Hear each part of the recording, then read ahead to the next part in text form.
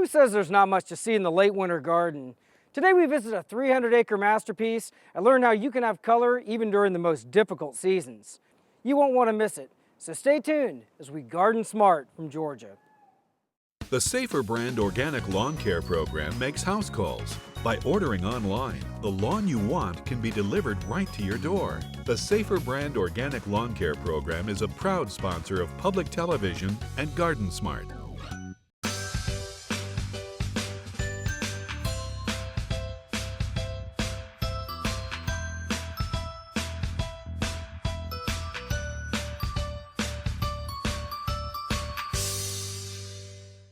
I should be arrested for crimes against potted plant kind. My house is where plants came to die. Miracle Grow potting mix is designed to help grow big, beautiful plants. Everyone grows with Miracle Grow. Hey there, little red blackbird. You sure are looking good.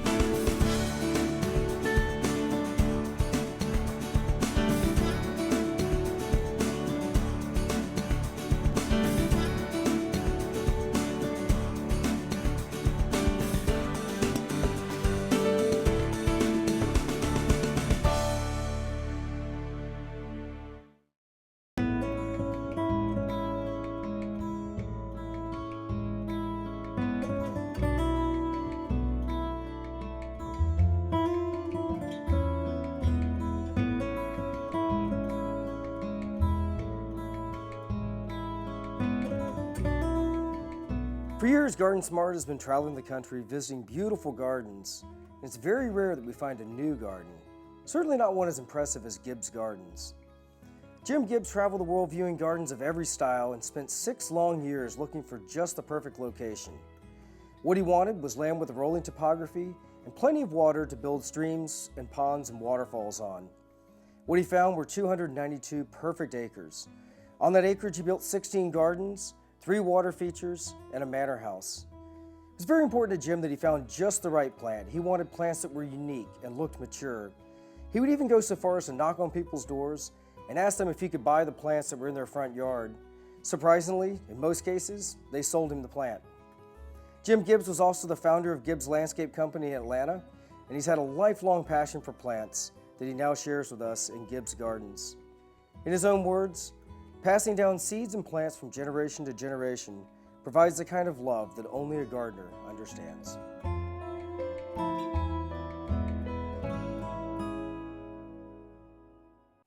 Jim, thank you so much for being with us today. Thank you, it's a pleasure. Jim, tell me what sparked your interest in gardening? To me, gardening is in the genes. Most people, if you look back, it's somewhere in their genes. For me, it was my grandmothers were both avid gardeners. My mother was an avid gardener.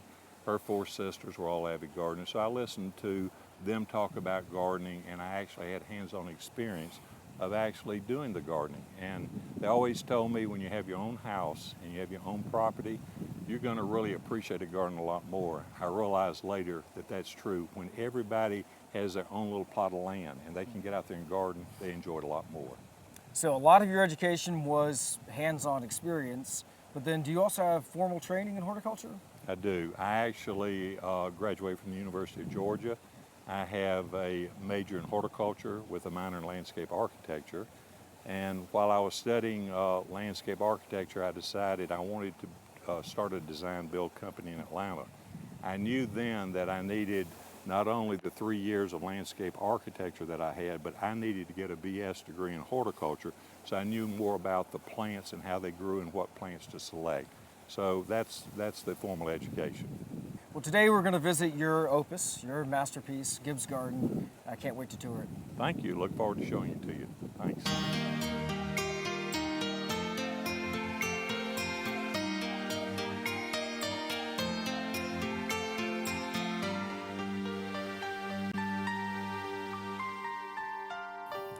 Jim, why did you select this site to build your garden on? In 1973, I knew that I wanted to build a world-class garden. But I knew that first of all, I had to come up with a criteria for searching for land. I knew that I needed an abundance of water. I needed a mature forest setting. I wanted to make sure that we had rolling topography to feature all the plant material. Wanted to make sure that we were located between 400 and 575. So I started searching for land in 1980. I found this beautiful piece of property. There was no question I had all the water I needed, hundreds of springs everywhere, had a stream that flowed through the valley, and I would be able to create all of the ponds, 32 ponds that I wanted to build, the bridge crossings, and the waterfalls. This garden has a very old look about it, and as you said, you started in 1980, so this is a 33-year-old garden. It looks like it's been here for over 100 years.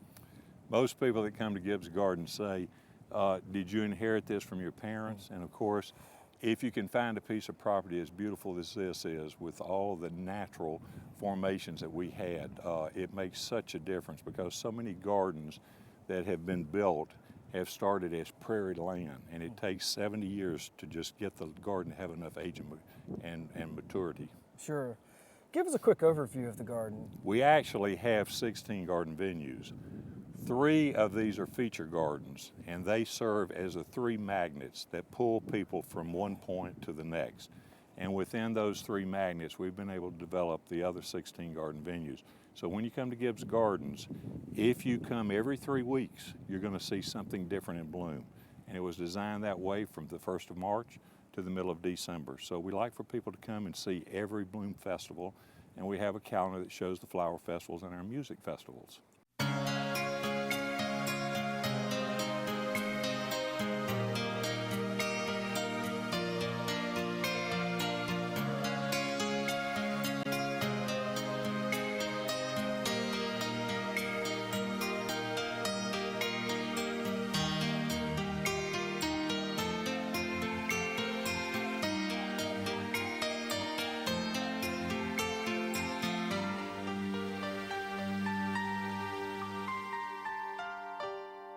Jim, as we walk through the gardens, it's clear that you have a deep affinity for daffodils.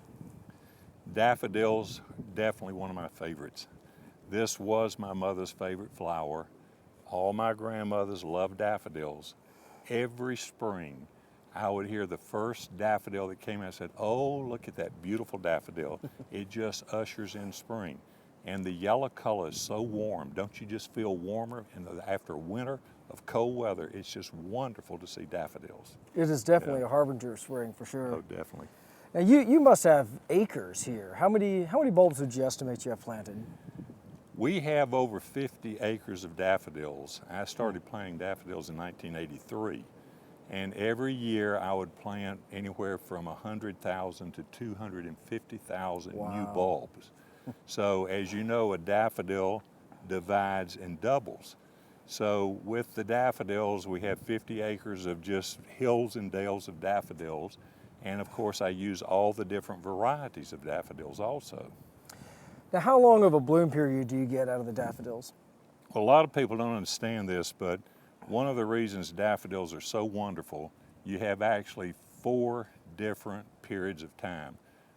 I call the earlies the ones that bloom in January and February. Then you have the early daffodils that start blooming the first 2 weeks of March for 2 weeks. Then you have the mid-season daffodils. They bloom usually for 2 weeks, and that will take you from the middle of March to the end of March. Then you have the late blooming daffodils, and they're all fragrant, and those usually start blooming about the 1st of April to about the 15th of April. So we have an 8-week period. And people usually will go out and say, "Oh, I had no idea that I could get 8 weeks of bloom out of my daffodils." So if you plan properly, you're going to be able to have from January, which is the first the daffodil is early sensation. It always blooms about the 1st of January, and it will bloom for about 3 weeks. Then after that, you've got February Go, and you've got tete-a-tete that blooms, the little dwarf miniature daffodil. This is a great example of the way that you're using daffodil bulbs on your property. You've got the little miniatures in the front, and then you've got an intermediate height, and then these taller ones, and especially in this more naturalized environment, as you're driving by or walking by, you're also getting some really nice contrast in foliage color and then also in the height of the plant. Correct. I think the flowers themselves, the little miniatures, are so small.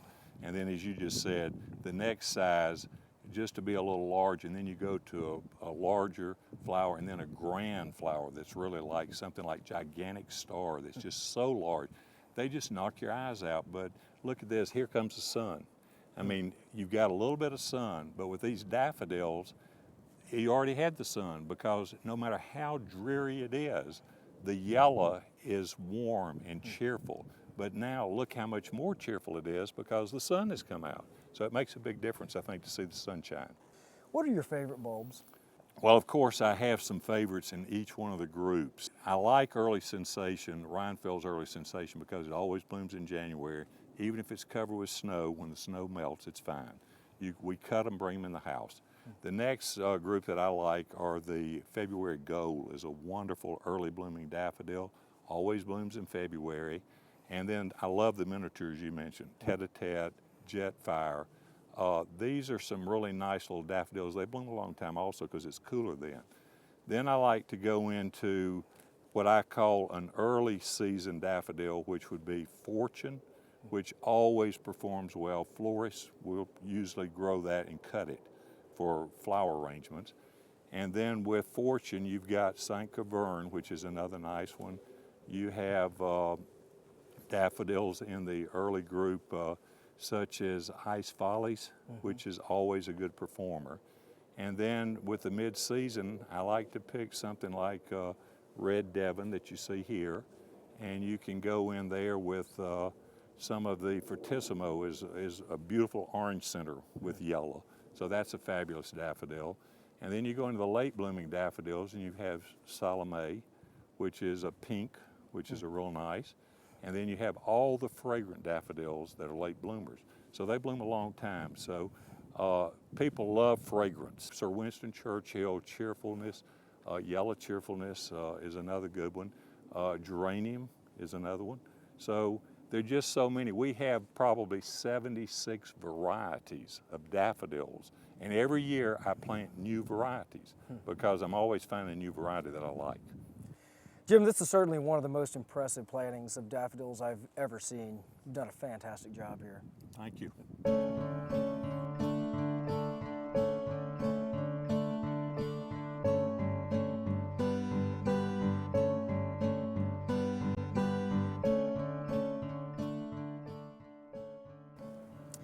I typically think of daffodils as being a full sun kind of plant, but I would say the lion's share of the ones that you've planted are in what would otherwise be a full shade environment. Jim, what can you tell me about where we should plant different types of daffodils? Well, as you mentioned, all daffodils will grow in the sun.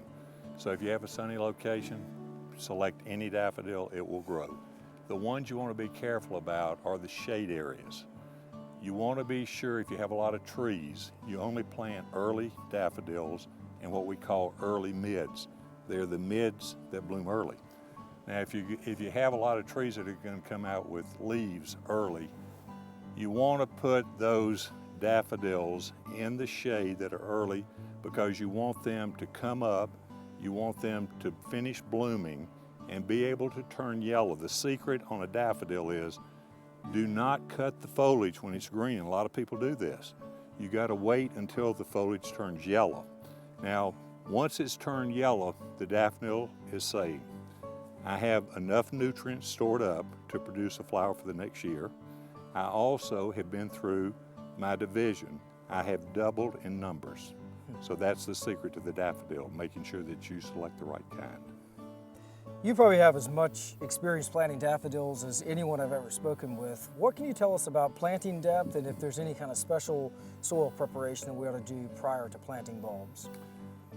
The depth for a daffodil is always determined by the size of the bulb.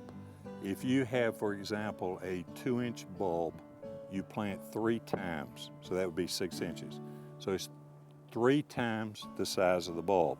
The other thing you want to do is make sure that you dig your hole deep enough, and once you do that, you don't have to worry too much though, because daffodils have tactical roots. A lot of people don't understand this. If you plant it a little too shallow And I was worried about this because one year we planted too many bulbs and they were too shallow.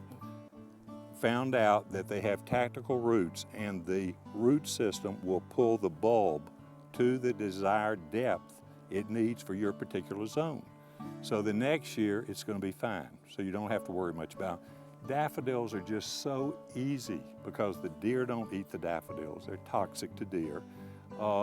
They're easy to grow. They repeat themselves every year. After about 10 years, you may have to divide them then, but there's just no problem with the daffodil. That's why everybody loves daffodils, and everybody has daffodils.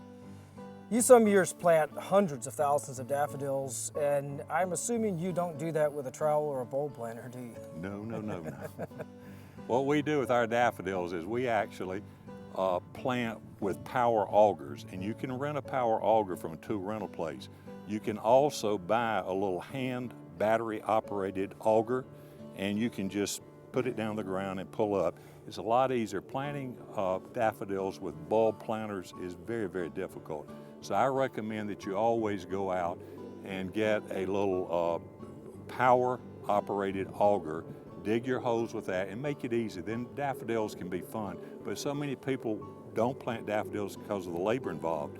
We can plant with 3 men working 3 augers, power augers, 3 people putting the bulb in, covering up 7,000 in one day.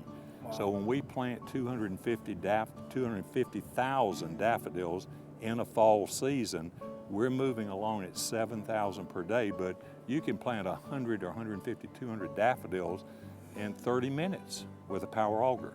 So I do recommend that you do that. Are there certain blends of daffodils that you might recommend to us, or some that you've put together that work particularly well?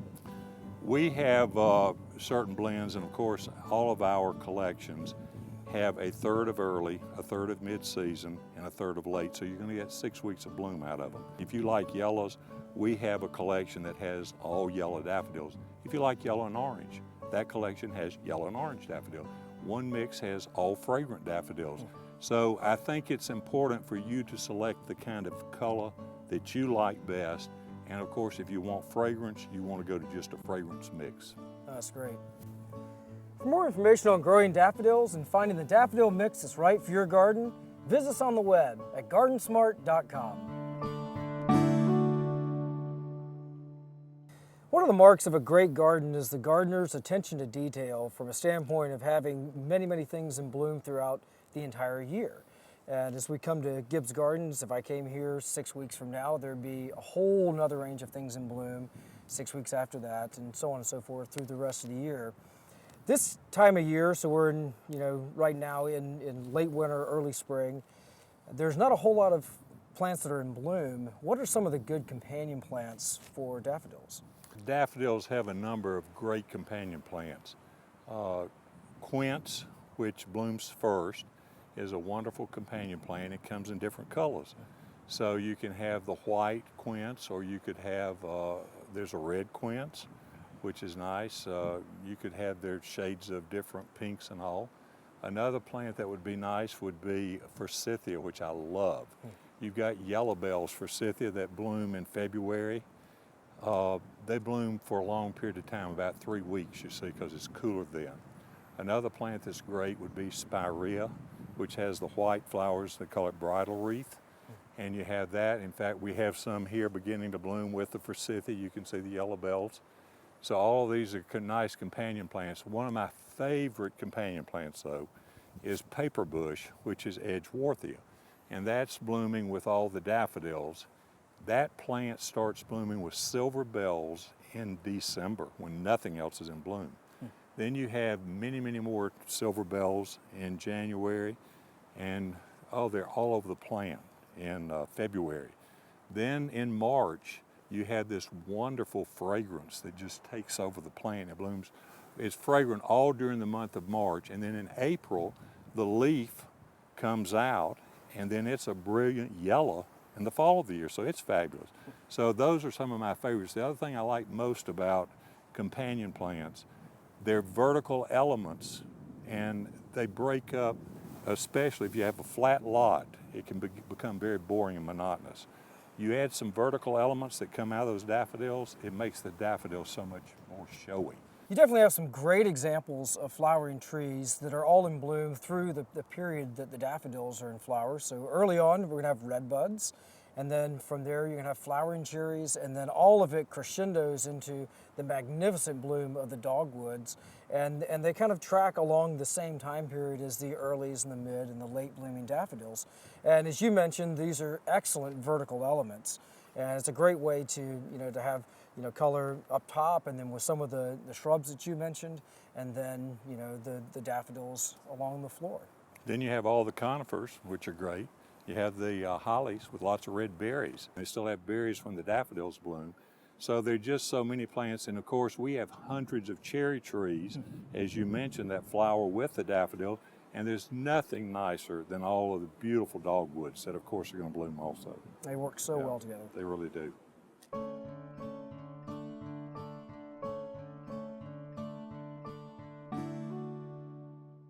Jim, winter and early spring is one of the best times to prune deciduous trees. And in fact, one of the most common questions that we get from our viewers is, how do I prune crepe myrtles in particular?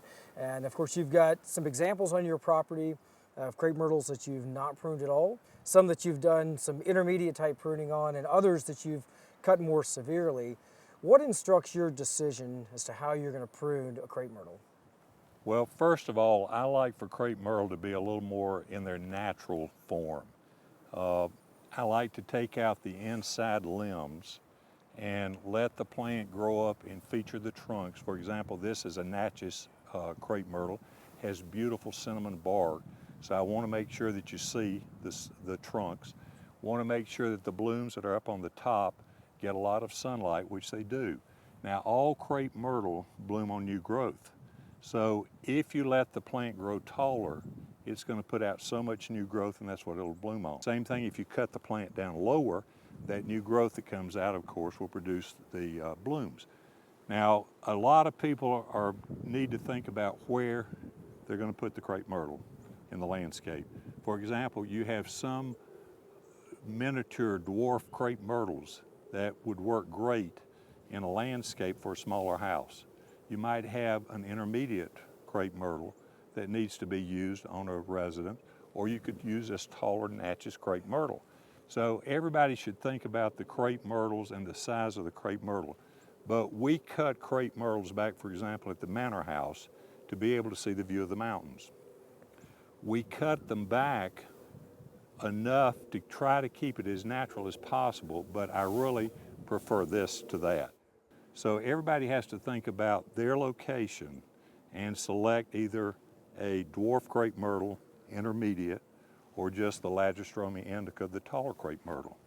That's great advice, Jim, and you're right. If you make severe cuts where you go back into really, really thick wood, it looks quite unnatural, and it actually creates a very, very weak branch structure, and oftentimes those get broken up in rainstorms or snow, and the worst thing is it doesn't look natural. So think about the right plant for the right place.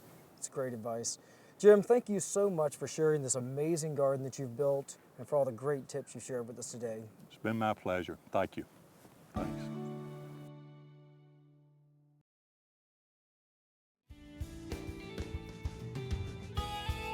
Another show, another amazing garden. We hope you've enjoyed this episode as much as we've enjoyed producing it. If you watch the show, you know we travel the country visiting beautiful gardens. Well, we have a surprise in store for several in the audience. To learn more about the surprise, visit our website at GardenSMART.com. The Safer Brand Organic Lawn Care program makes house calls. By ordering online, the lawn you want can be delivered right to your door. The Safer Brand Organic Lawn Care program is a proud sponsor of public television and GardenSMART.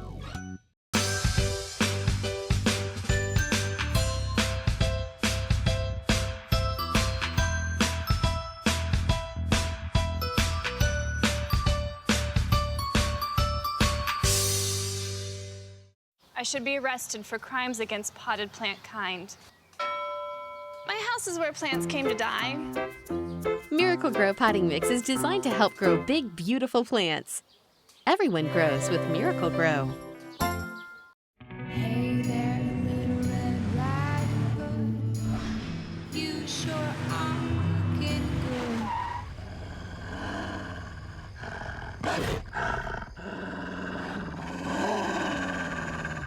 Spring is one of the most exciting times of the year, and today we visit a garden that does a particularly wonderful job of highlighting this season, as well as picking up some great tips on how you can get the most out of your spring garden.